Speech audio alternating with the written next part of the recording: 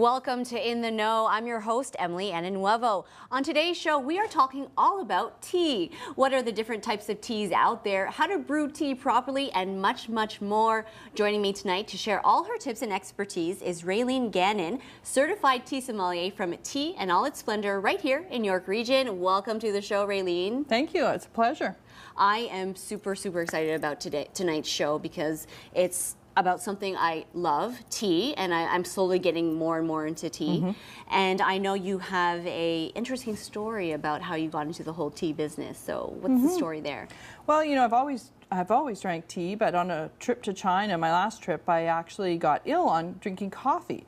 And I was trying to drink my morning coffee and just didn't sit right with me, and so something must have been telling someone something somewhere, and tried to drink it throughout the day and couldn't, so then just totally started drinking tea from then on. I've never had another cup of coffee since, and when I came back I started looking more into tea and finding out about it. So it's actually really good for you.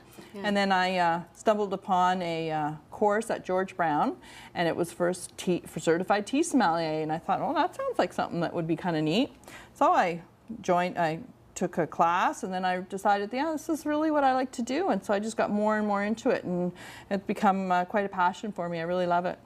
So I've heard of a wine sommelier. Yeah. What is a tea sommelier? Is it similar? It's almost the exact same analogy. We do pairing with tea. We know all about the teas, what it goes with, cooking with tea, pairing it with foods, and how to properly brew it, store it, and all the same kind of properties. It's basically the same analogy.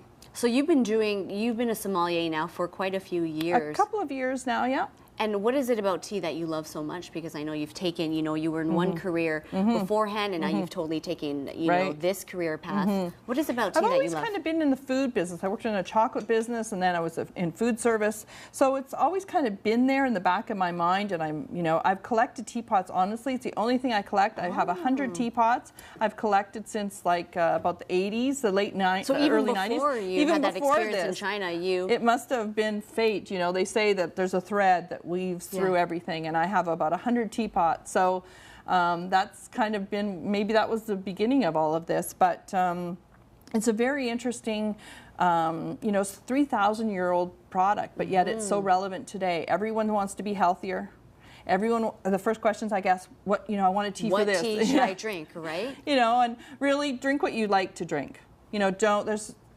It's all tea is good for you. So if you like the green tea, drink the green tea. If you like black and you like to put milk in it, then do that. It's just being more healthy. It's a heck of a lot more healthy than cola or sugared products. So it's really a good alternative. And we will be getting an education about tea 101 from you tonight. For sure. But let's talk a little bit about your company, Tea and All Its Splendor. I know that is your business, your home business. What do you guys do? Well, basically, the reason why I called it Tea and All Its Splendor is I have a passion for tea in anything that it does. So that's one of the niches that I've kind of done is a lot of cooking with tea. And I am writing a book and a little Tea 101, but cooking with tea, I really find that it can be used in so many ways: cold brewed, iced tea, hot tea, used in cooking, and cosmetics. I'll be developing, working with an herbal clinician and on herbal, parts of that.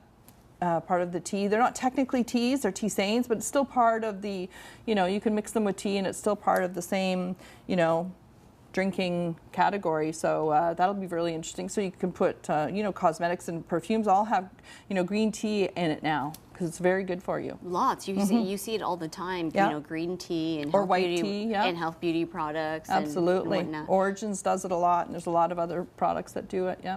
So what's the sort of motto or mandate behind your company? Are you more so about the fresh ingredients, or teas people have never heard about before? What do you guys do? We really want to provide a quality product, but a signature product. We're working on a signature line of teas. I blend a lot of teas myself, so I do a lot of signature teas. I love working with individuals. I worked with Trish Stratus recently, and we came up with a line of teas that favorite here in York Region and on Rogers TV. And she's selling them very well. well, and so those collaborations are really interesting.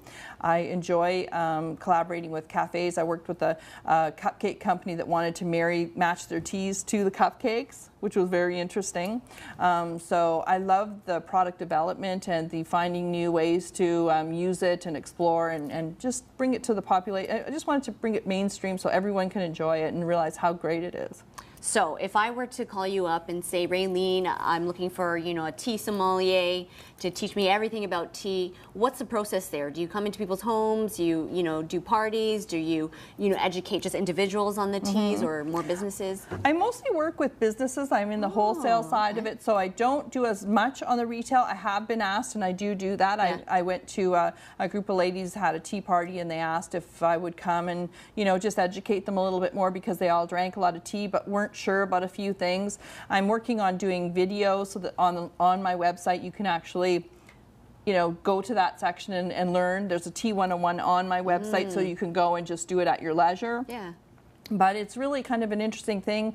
You can have tea parties and you can pair sandwiches. I worked with a store that actually wanted to do crepes, or I suggested they do crepes and then match the food that they cooked with and then had the tea that paired with it. So it was I'm very thinking interesting. Food is very linked with the enjoyment of tea here. For me it is. It really is. I really find it interesting, and we'll taste some samples after, but I really do believe you can use it in so many. It's really an herb. It's a plant. So it's the most versatile plant I've ever seen. All of this is made from the same plant, most of it. So it's got so many opportunities to do so much with it.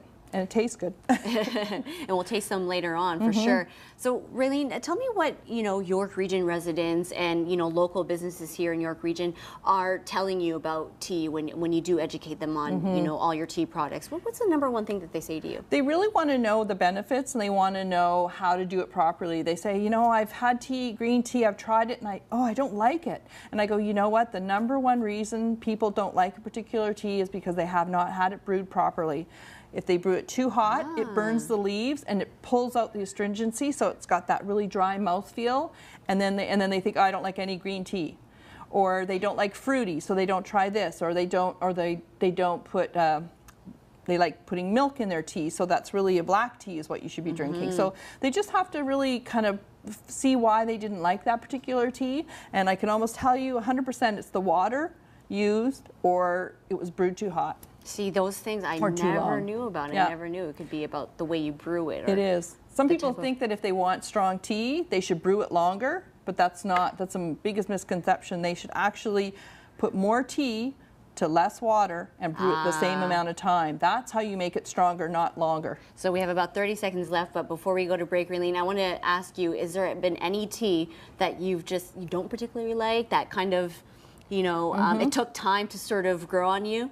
I've always I tend to not like jasmine teas because they're a little too floral, a little bit too, but the history of how they're made is quite unique and it's quite a process. But I have blended one now with some fruitier, it's kind of like I call it Secret Garden. And it's got and it has a jasmine in it because I know I would like to like it. So that's where I went for that one. Okay, perfect. So when we come back, we're going to talk more about tea and taste some teas as well. Stay tuned.